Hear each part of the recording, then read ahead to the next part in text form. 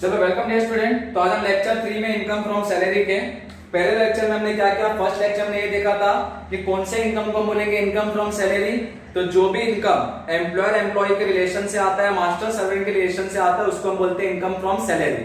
फिर हमें देखा था कि इनकम फ्रॉम सैलरी का स्टेटमेंट कैसे बनता है, और नोट नंबर 1 देखा था बेसिक सैलरी। बेसिक सैलरी क्या होता है, फुल्ली टैक्सेबल। अगर क्वेश्चन में नेट बेसिक सैलरी दिया होगा, हम उसको किस में कन्वर्ट करेंगे, ग्रॉस बेसिक सैलरी में, और फिर उसको फुल्ली टैक्सेबल करेंगे।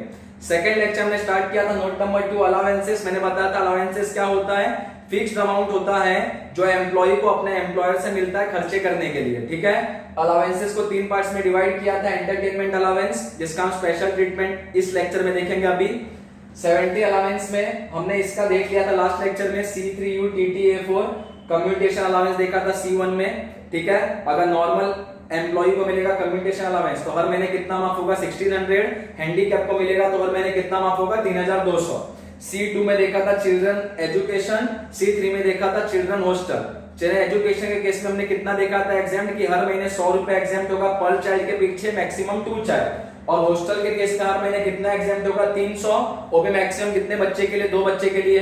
उसके बाद हमने देखा था यू में अंडरग्राउंड अलावेंस। कोई अगर एम्प्लॉय अंडरग्राउंड काम करता है कोल माइंस में, तो उसको जो भी अलावेंस मिलेगा उसके एम्प्लॉयर से हर महीने उसमें से कितना माफ होगा, 800। उसके बाद टी में देखा था ट्राइबल एरिया अलावेंस। अगर कोई एम्प्लॉय ट्राइबल एरिया में रहता है, उसको अगर अलावेंस मिलता है ट्राइबल एरिया अलावेंस, तो उसमें से कितना माफ होगा, हर महीने 200। ठीक है, फिर सेकंड टी था कि एम्प्लॉइज ऑफ ट्रांसपोर्ट अंडरटेकिंग। कोई अगर एम्प्लॉय जो ट्रांसपोर्ट कंपनी में काम करता है एज ड्राइवर या कंडक्टर, तो उसको जो भी अलावेंस मिलेगा ट्रांसपोर्ट कंपनी से, उसमें से कितना एग्जाम्प्ट होगा। तो पहले तो 70% ले लो, जितना भी अमाउंट मिला उसको कंपेयर करने का 10,000 के साथ, वो दोनों में से जो भी अमाउंट लेस होगा उतना एग्जाम्प्ट होगा। ठीक है, अंडर सेक्शन 10 सब सेक्शन 14 में। उसके बाद था A4 की allowances to the employees of armed force. अगर कोई आर्म फोर्स में काम करता है आर्मी में, उनको अगर काउंटर इंसर्जेंसी अलावेंस मिलेगा तो वो हर महीने कितना माफ होगा, 3900। अगर उनको हाई एल्टीट्यूड अलावेंस मिलेगा, अगर वो 9000 फीट से 15000 फीट तक काम करते हैं तो कितना एग्जाम्प्ट होगा, हर महीने 1060। अगर वो 15000 फीट के ऊपर काम करते हैं तो हर महीने कितना माफ होगा, हर महीने माफ होगा 1600। उसके बाद अगर कोई आर्म फोर्स में काम करता है, उसको अगर मिलता है high active field area allowance, वो हर महीने कितना माफ होगा, वो माफ होगा हर महीने 4200। और अगर कोई आर्म फोर्स में आइलैंड ड्यूटी पे है और उसको अगर आइलैंड ड्यूटी अलावेंस मिलता है तो वो हर महीने कितना माफ होगा, 3250। ठीक है, तो यहां तक हमने लास्ट लेक्चर में देखा था इसका फुल फॉर्म। आज हम इसका HRA का और देखते हैं एंटरटेनमेंट अलावेंस का स्पेशल ट्रीटमेंट। ठीक है, तो सबसे पहले इसको TCUD HR को कवर करते हैं। TCUD HR, इसके लिए भी सेम सेक्शन है, exempt under section 10 sub section 14। ठीक है, यहां पे भी अपने को 2 कॉलम बनाना है, लिस्ट ऑफ अलावेंस और अमाउंट ऑफ एग्जेम्पशन।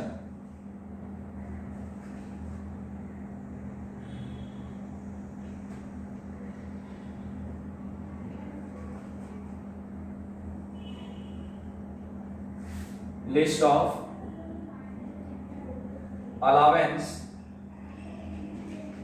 अलावेंसेस और सेकेंड कॉलम होगा amount of exemption.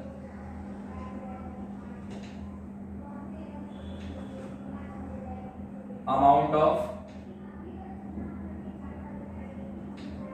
Exemption.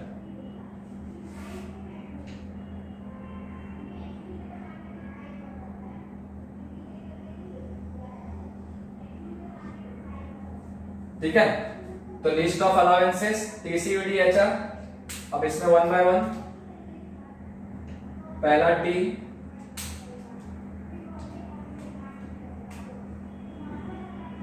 Travelling on tour allowance. उसके बाद C है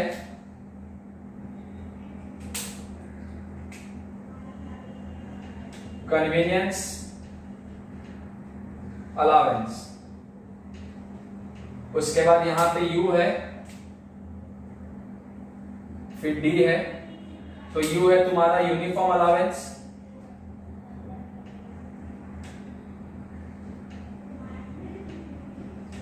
डी है तुम्हारा daily allowance,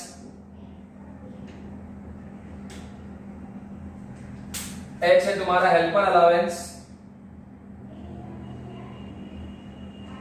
H stands for helper allowance,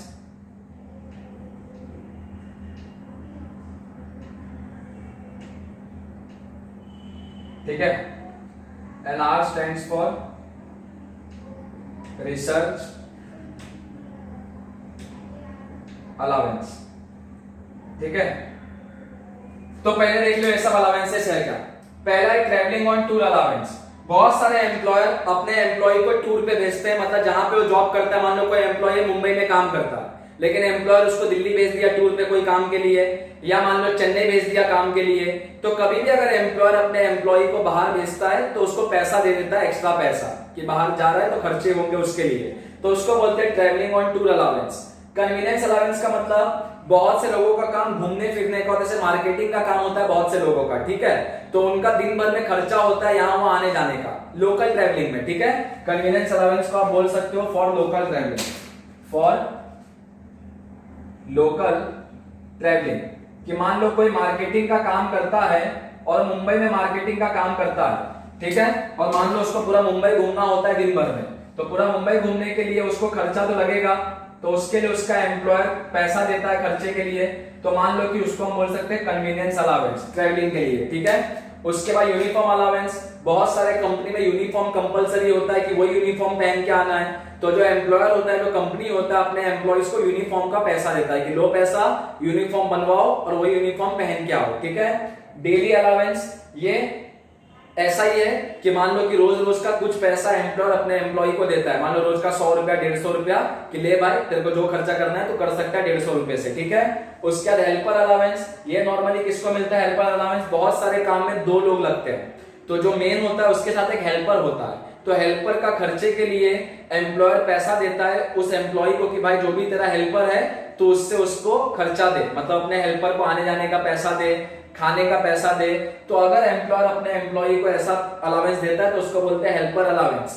उसके बाद है रिसर्च अलावेंस। बहुत सारे एम्प्लॉयर अपने एम्प्लॉय को क्या बोलते हैं, रिसर्च करो, नई नई चीजों का खोज करो, लेकिन नई चीजों का खोज करने के लिए खर्चा भी लगता है, तो एम्प्लॉयर अपने एम्प्लॉय को पैसा देता है कि लो पैसा और रिसर्च करो, तो उसको बोलते हैं रिसर्च अलावेंस।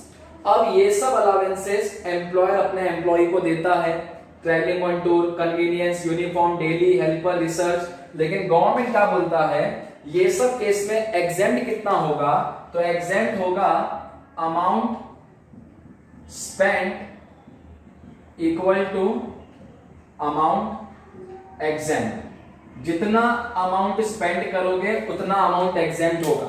मतलब मान लो कि एम्प्लॉयर ने एम्प्लॉय को यूनिफॉर्म अलावेंस के लिए 2000 रुपया दिया, लेकिन एम्प्लॉय ने खाली 1500 खर्चा किया, तो 2000 में से 1500 लेस हो जाएगा, बाकी 500 पे टैक्स लगेगा। तो जितना भी खर्चा करेगा एम्प्लॉय उतना एग्जेम्प्ट हो जाएगा। Amount spent equal to amount exempt, section होगा 1040, ठीक है। मान लो एम्प्लॉयर ने एम्प्लॉय को कन्वीनियंस अलावेंस दिया 9000 और एम्प्लॉय ने खाली 7000 खर्चा किया, 7000 खर्चा किया, तो अंडर सेक्शन 1014 में 7000 एग्जेम्प्ट हो जाएगा, बाकी के 2000 पे उसको गवर्नमेंट को टैक्स देना होगा, ठीक है। यही होता है amount spent equal to amount exempt. अब बोलोगे सर अगर क्वेश्चन ने खाली ये दिया है कि एम्प्लॉयर ने एम्प्लॉय को 9000 रुपया दिया कन्वीनियंस अलावेंस और अमाउंट स्पेंट दिया ही नहीं है कि कितना एम्प्लॉय ने खर्चा किया, तो क्या करेंगे, तो अमाउंट स्पेंट अगर नहीं दिया है तो अज्यूम करने का पूरा खर्चा कर लिया, 9000 मिला, 9000 पूरा एग्जेम्प्ट हो जाएगा, गवर्नमेंट को कुछ भी टैक्स नहीं देना है, ठीक है। तो इसका मैं यहाँ पे एक नोट लिख के देता हूं, इफ अमाउंट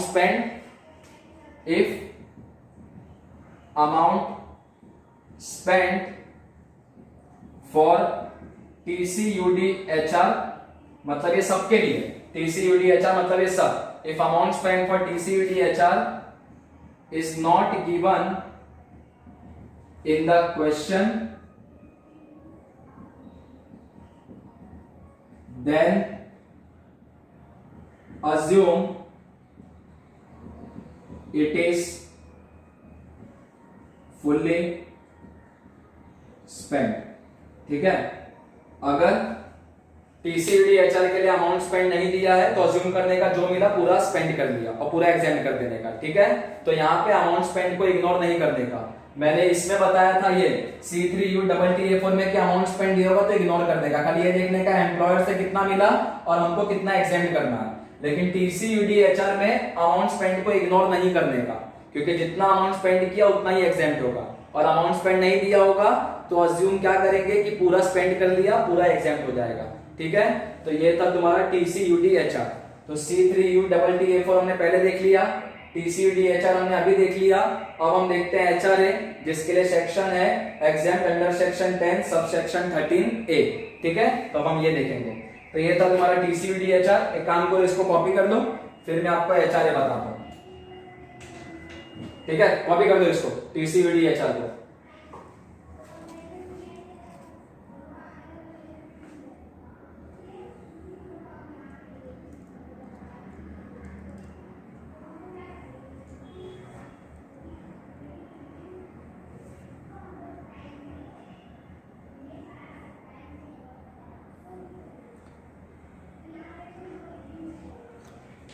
ठीक है, तो TCUDHR में जितना अमाउंट स्पेंड करेंगे उतना अमाउंट एग्जेम्प्ट होगा। यहाँ पे कुछ अमाउंट नहीं दिया, मैक्सिमम 200 300 जैसे यहाँ पे दिया था C3U में, ऐसा यहाँ पे अमाउंट नहीं दिया, सीधे बोला है जितना खर्चा करोगे उतना एग्जेम्प्ट हो जाएगा। और अगर अमाउंट स्पेंड नहीं दिया होगा क्वेश्चन में तो क्या अज्यूम करने का कि पूरा स्पेंड कर दिया, पूरा एग्जेम्प्ट हो जाएगा। ठीक है, चलो मैं इसको रब करता हूँ, आप लिख लेना इसको वीडियो को स्टॉप करके। अब हम करते हैं HRA।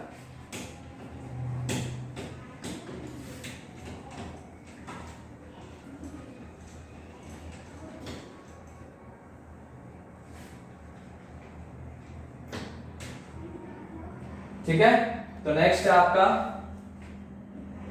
HRA, जिसका फुल फॉर्म है house rent allowance.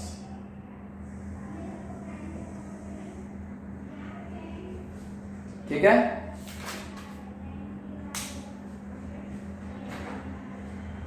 It is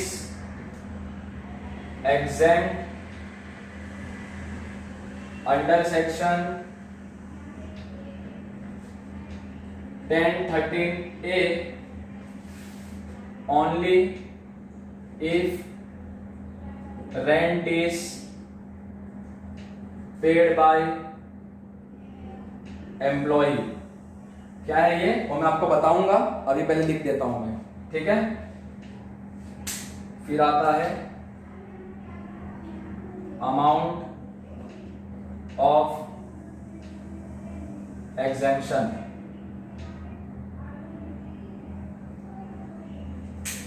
फिर आता है नंबर 1 50 और 40% of salary. Number 2 actual amount received. और number 3 rent paid minus 10% of salary. तीनों में से whichever is less, whichever is less. ठीक है, उसके बाद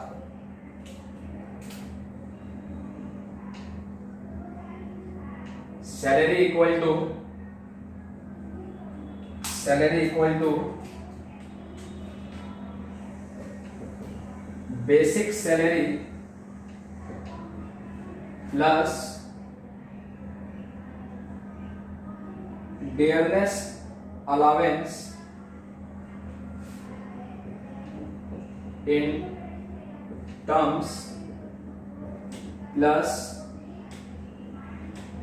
टर्नओवर कमीशन। इसके बाद note 1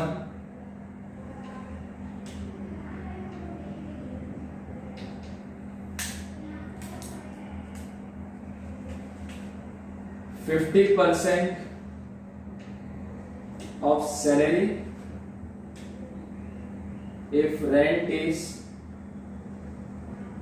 paid in Mumbai, Delhi, Kolkata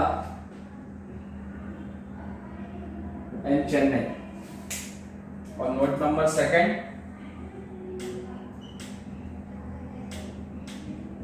note number second, if rent is not paid by employee, then HRA is fully taxable। ठीक है, चलो अब सबसे पहले मैं आपको बताता हूं कि एचआरए क्या होता है। ठीक है, तो एचआरए का तो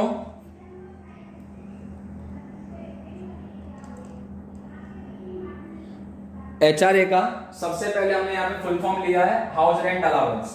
सबसे पहले हाउस रेंट अलाउंस होता क्या है? मान लो कि कोई एम्प्लॉई है वो मुंबई में रहता है। एम्प्लॉई का नाम मैं यहां पे लेता हूं कि मान लो कि मिस्टर एक्स। मिस्टर एक्स कहां पे रहता है? मान लो कि मुंबई में। ठीक है, अब मान लो मिस्टर एक्स को मुंबई में बचपन से रहता है, पूरा फैमिली इसका यहीं पे रहता है। मान लो मिस्टर एक्स को जॉब लग गया दिल्ली में, वो दिल्ली चले गया। अब दिल्ली वो कभी गया ही नहीं था, पहली बार जॉब लग गया, वहां पे चले गया। अब वहां पे उसके पास रहने के लिए घर तो होगा नहीं, क्योंकि उसका फैमिली पूरा बचपन से मुंबई में या सब यहीं पे है, तो दिल्ली में कोई था नहीं। तो उसने उसके एम्प्लॉयर को क्या बोला, मेरे को यहाँ पे रहने को घर नहीं है, मैं कैसे रहूंगा? तो उसके एम्प्लॉयर ने क्या बोला, तुम रेंट पे घर ले लो। ठीक है, मिस्टर एक्स को बोले दिल्ली में रेंट पे घर ले लो, जो भी रेंट होगा हम तुमको देंगे, कंपनी तुमको देगा। तो कंपनी जब अपने एम्प्लॉय को रेंट का पैसा देता है तो उसको बोलते हैं हाउस रेंट अलाउंस। ठीक है, हाउस रेंट अलाउंस का मतलब समझा कि मिस्टर एक्स मुंबई में रहता था, दिल्ली में जॉब लग गया, उसके पास वहां पे रहने को घर नहीं था, तो कंपनी ने क्या बोला, हम तुमको रेंट का पैसा देंगे, तुम रेंट पे घर ले लो, उसको बोलते हैं हाउस रेंट अलाउंस। अब मान लो कि मिस्टर एक्स दिल्ली में रहता था, हर महीने उसको 6000 पर मंथ मिलता था हाउस रेंट अलाउंस। मतलब एम्प्लॉयर उसको देता था हर महीने 6000 रुपया कि भाई ले घर का रेंट पे कर। अब अगर मिस्टर एक्स रेंट पे करेगा, भले 4000 ही पे करे, 5000 ही पे करे, उसको मिलता 6000 है, तो उसको जो एचआरए है वो एग्जेम्प्ट हो जाएगा। It is exempt under section 10 sub section 30 में only if rent is paid by employee. अगर ये मिस्टर एक्स जो है, जिसको हर महीने 6000 रुपया मिलता है कंपनी से रेंट के लिए, अगर वो रेंट पे करेगा, भले 2000 पे करे, 3000 पे करे, 4000 पे करे, तो उसको एग्जेम्पशन मिलेगा एचआरए का अंडर सेक्शन 10(13)A। अगर वो पूरा 6000 रुपया मान लो कंपनी से मिला और बचा लेता है, मान लो किसी रिश्तेदार के घर पे रहने लगा, रेंट पे ही नहीं कर रहा है, तो रेंट अगर नहीं पे कर रहा है तो एचआरए का हाउस रेंट अलाउंस का एग्जेम्पशन नहीं मिलेगा। देखो नोट नंबर 2 में लिखा है, if rent is not paid by employee then HR is fully taxable। अगर एम्प्लॉय रेंट पे करेगा तो एग्जेम्पशन मिलेगा under section 10 sub section 13A में। अगर रेंट नहीं पे करेगा तो कोई भी एग्जेम्पशन नहीं मिलेगा एचआरए का, फुल्ली टैक्सेबल होगा। 6000 रुपए मिलेगा हर महीने, पूरा का पूरा गवर्नमेंट को टैक्स देना होगा। अब मान लो मिस्टर एक्स को हर महीने 6000 रुपया एचआरए मिलता है, ठीक है, और वो हर महीने रेंट पे करता है 5000 पर मंथ रेंट पेड, और कहां पे पे कर रहा है? दिल्ली में। ठीक है, तो अब देखो मिल रहा है हर महीने 6000, 5000 रेंट पे कर रहा है हर महीने, तो एग्जेम्पशन मिलेगा under section 10 sub section 13A में। अब क्वेश्चन उठता है कितना एग्जेम्पशन मिलेगा। ठीक है, कितना एग्जेम्पशन मिलेगा उसको। ठीक है, तो यहां पे 3 चीज को चेक करने का, कितना एग्जेम्पशन मिलेगा। अमाउंट ऑफ एग्जेम्पशन, पहला पॉइंट चेक करने का 50% और 40% ऑफ सैलरी। अब बोलोगे सर 50 ले कि 40 ले? अगर रेंट पे करेगा मुंबई में, दिल्ली में, कोलकाता में, चेन्नई में, 50% of salary if rent is paid in Mumbai, Delhi, Kolkata, Chennai. Mumbai, Delhi, Kolkata, Chennai में अगर रेंट पे करेगा तो 50% लेने का। यहाँ पे ये कहां पे पे कर रहा है? दिल्ली में पे कर रहा है रेंट 5000 रुपया, तो ये लेगा 50%।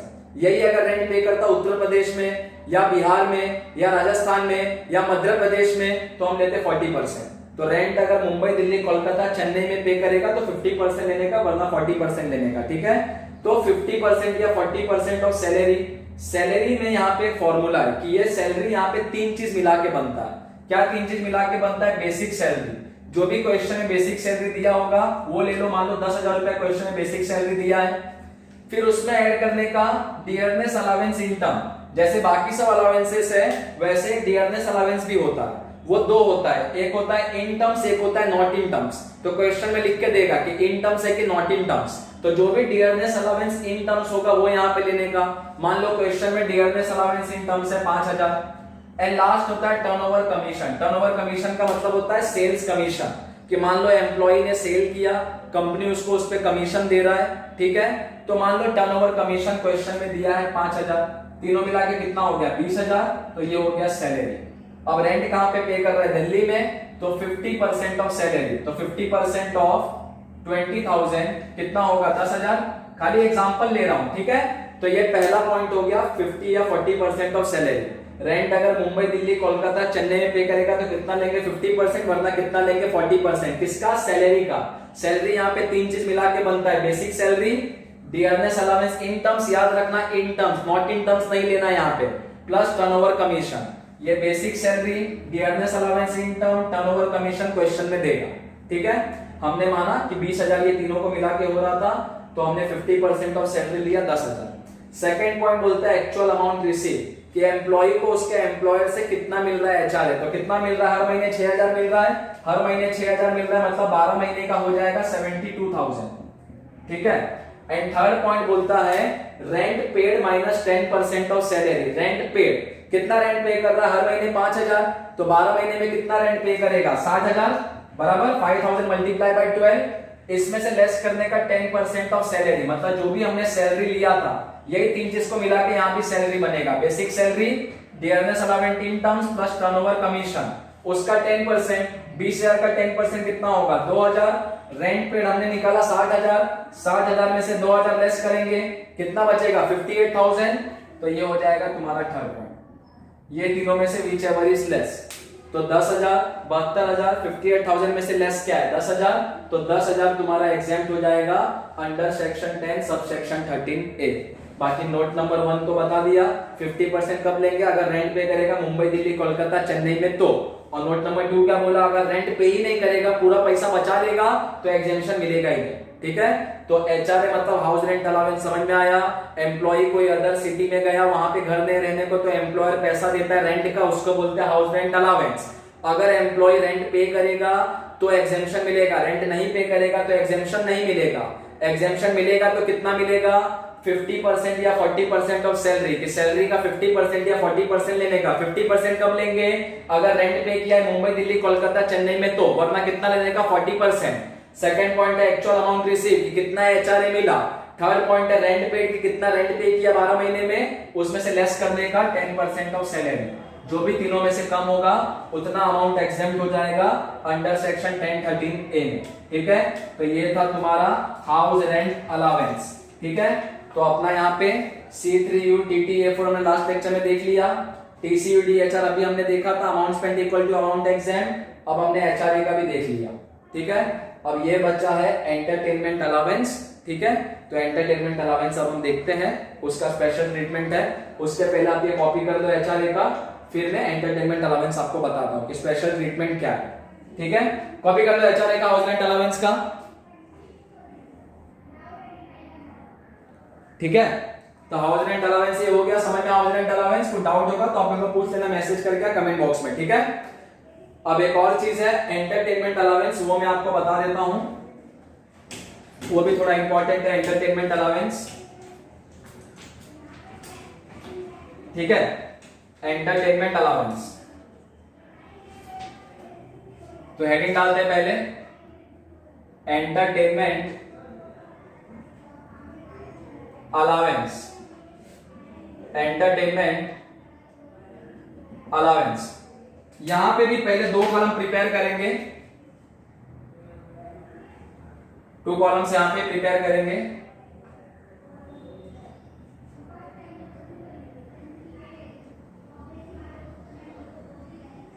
ठीक है। अब ये दोनों कॉलम का हेडिंग क्या होगा वो मैं यहां पे लिखता हूं कि दोनों कॉलम का हेडिंग क्या होगा।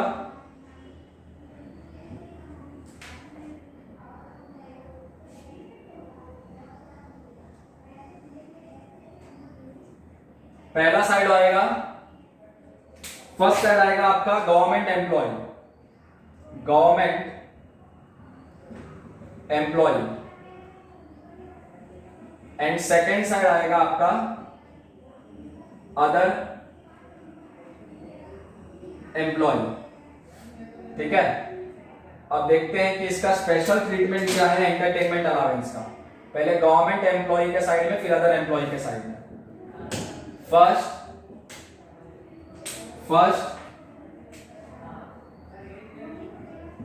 include, okay, first include, then deduct। और अदर एम्प्लॉय के साइड में ओनली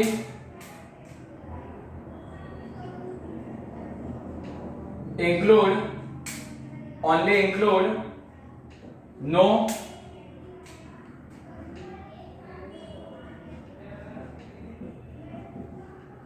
डिडक्शन। ठीक है, यहां पे लिख सकते हैं 10 डिडक्शन।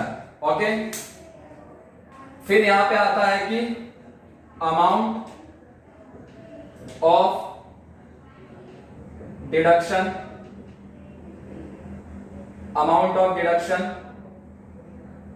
ओके, पहला 1/5 of basic salary,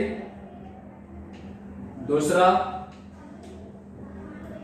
actual amount received, और तीसरा मैक्सिमम ₹5,000। तीनों में से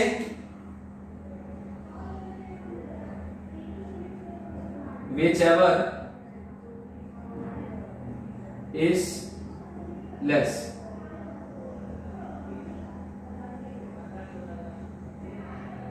whichever is less, यहां पे तो डिडक्शन देना ही नहीं। चलो सबसे पहले समझते हैं एंटरटेनमेंट अलाउंस होता क्या है। बहुत सारे एम्प्लॉयर ना अपने एम्प्लॉय को एंटरटेनमेंट मतलब घूमने फिरने के लिए, मूवी देखने के लिए पैसे देते हैं, ठीक है, ताकि एम्प्लॉय रिफ्रेश रहे और अच्छे मन से काम करे, कि वो भी खुश रहे कि भाई मेरा एम्प्लॉयर इतना अच्छा है, मेरे को पैसा दे रहा है घूमने फिरने के लिए, एंटरटेनमेंट के लिए। अब क्वेश्चन है ये देखने का कि एम्प्लॉय कौन सा है, गवर्नमेंट एम्प्लॉय है कि अदर एम्प्लॉय। ठीक है, अब कैसे पता चलेगा गवर्नमेंट एम्प्लॉय है कि अदर एम्प्लॉय? अगर गवर्नमेंट एम्प्लॉय होगा तो क्वेश्चन में लिख के देगा, क्वेश्चन में कुछ नहीं लिख के दिया है मतलब मानने का कि अदर एम्प्लॉय है। ठीक है, गवर्नमेंट एम्प्लॉय के केस में एंटरटेनमेंट अलाउंस का ट्रीटमेंट क्या होता है? First include then deduct. Other employee के केस में खाली एक ही ट्रीटमेंट होता है, only include no deduction. Government employee को अगर एंटरटेनमेंट अलाउंस मिलेगा तो पहले इंक्लूड करो फिर डिडक्ट करो। अदर एम्प्लॉय को अगर एंटरटेनमेंट अलाउंस मिलेगा तो खाली इंक्लूड करो, डिडक्ट मत करो। बोलो कि सर इंक्लूड और डिडक्ट का मतलब क्या? अभी मैंने आपको लेक्चर 1 में एक स्टेटमेंट बनाया था कि इनकम फ्रॉम सैलरी का एक स्टेटमेंट बनता है जिसमें 2 कॉलम होता है, पर्टिकुलर्स और अमाउंट। ठीक है, तो हमने यहाँ पे ऊपर बहुत से चीजें लिखा था, फिर अपना आया था gross taxable income from salary बराबर, और gross taxable income from salary के बाद अपना यहाँ पे था लेस डिडक्शन अंडर सेक्शन 16। उसमें देखो पहला पॉइंट था एंटरटेनमेंट अलाउंस, था कि नहीं? पहला पॉइंट एंटरटेनमेंट अलाउंस, देखो फर्स्ट लेक्चर में स्टेटमेंट बनाए थे वहां पे ही है। तो एंटरटेनमेंट अलाउंस का जो डिडक्शन है ये खाली गवर्नमेंट एम्प्लॉय को मिलता है, अदर एम्प्लॉय को मिलता नहीं है। तो मान लो गवर्नमेंट एम्प्लॉय को एंटरटेनमेंट अलाउंस मिला 1000 पर मंथ, तो 12 महीने का कितना हो गया? 12,000। तो क्या बोला है? First include then deduct. First include का मतलब यहां पे कहीं पे एंटरटेनमेंट अलाउंस लिख के 12,000 अमाउंट कॉलम में लिखो, ये हो गया इंक्लूड।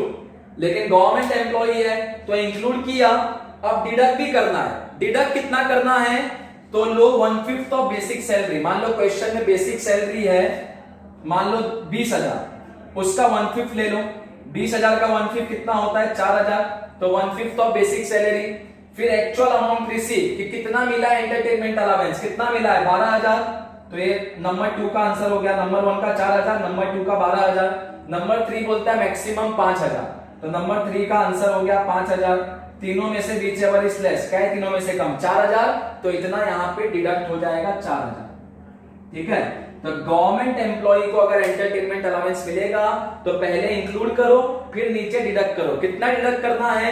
तो बेसिक सैलरी का 1/5 लो, एक्चुअल अमाउंट रिसीव देखो कितना है, मैक्सिमम 5,000 लो, तीनों में से जो कम होगा उतना अमाउंट डिडक्ट कर दो। और अदर एम्प्लॉय को अगर मिलता है एंटरटेनमेंट अलावेंस तो खाली इंक्लूड करो, मतलब एंटरटेनमेंट अलावेंस लिख के 12,000 लिख दो, डिडक्ट करने का कोई भी जरूरत नहीं है, only include no deduction.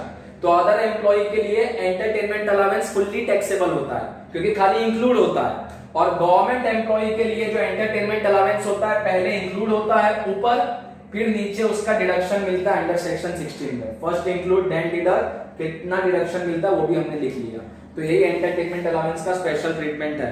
Government employee के लिए first include then deduct, other employee के लिए ओनली इंक्लूड नो डिडक्शन। तो डिडक्शन है ही नहीं तो देखा ही नहीं हमने कितना डिडक्ट करना है, लेकिन गवर्नमेंट एम्प्लॉय के लिए तो इंक्लूड भी करना था, डिडक्ट भी करना था, इसलिए हमने देखा कितना डिडक्ट करना है। ठीक है, तो ये हो गया अपना एंटरटेनमेंट अलावेंस के लिए स्पेशल ट्रीटमेंट, गवर्नमेंट एम्प्लॉय के केस में भी और अदर एम्प्लॉयज के केस में भी। ठीक है, गवर्नमेंट एम्प्लॉय को एंटरटेनमेंट अलावेंस मिलेगा तो first include then deduct, other employee को मिलेगा एंटरटेनमेंट अलावेंस तो ओनली इंक्लूड नो डिडक्शन, और गवर्नमेंट एम्प्लॉय के लिए कितना डिडक्ट करना है तो ये तीनों में से which ever is less, 1/5 of basic salary, actual amount receive, maximum 5,000, whichever is less, ये तीनों में से जो कम होगा उतना अमाउंट डिडक्ट करना है। ठीक है, तो ये अपना हो गया एंटरटेनमेंट अलावेंस, ये पहले हो गया था 17 अलावेंस। अब इसके अलावा एंटरटेनमेंट अलावेंस और ये सब अलावेंसेस के अलावा जो भी अलावेंसेस होगा रिमेनिंग अलावेंस वो क्या होता है फुल्ली टैक्सेबल, कुछ भी एग्जेम्प्ट होता नहीं है। ठीक है, एक अलावेंस हम यहाँ पे लास्ट देखते हैं कि वो अलावेंसेस क्या है, तो एक है आपका डियरनेस अलावेंस। ठीक है, ये लास्ट चीज है, इसके बाद अपना नोट नंबर 2 कंप्लीट हो जाएगा अलावेंसेस का।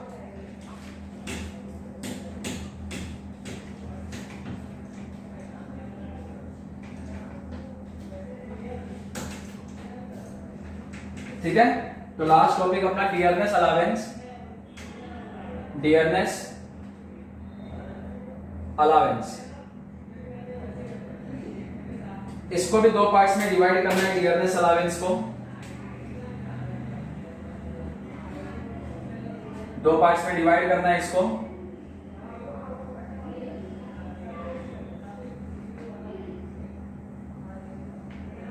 फर्स्ट साइड है dearness allowance,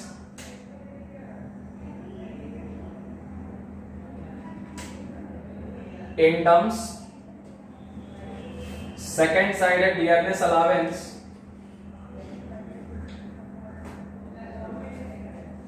not in terms. ठीक है, dearness allowance in terms and dearness allowance not in terms, दोनों साइड फर्स्ट पॉइंट सेम आएगा, चाहे इन टर्म्स हो चाहे नॉट इन टर्म्स हो, दोनों ही होता है fully taxable, it is fully taxable. अगर क्वेश्चन में डियरनेस अलावेंस इन टर्म्स होगा वो भी टैक्सेबल होगा, dearness allowance not in terms होगा वो भी टैक्सेबल होगा। तो बोलोगे सर अलग अलग क्यों दिया है, क्योंकि अलग अलग फॉर्मूला में कभी कभी इन टर्म्स यूज होता है, कभी कभी नॉट इन टर्म्स यूज होता है। अब यहाँ एचआरए का फॉर्मूला देखा था ना, सैलरी का basic salary plus dearness allowance in terms, तो वहां पे खाली इन टर्म्स वाला लेंगे। ठीक है, लेकिन दोनों ही फुल्ली टैक्सेबल होता है। फिर इन टर्म्स का मतलब क्या है, it is fixed throughout the year, it is fixed throughout the year। and second side क्या है, it is fluctuating throughout the year।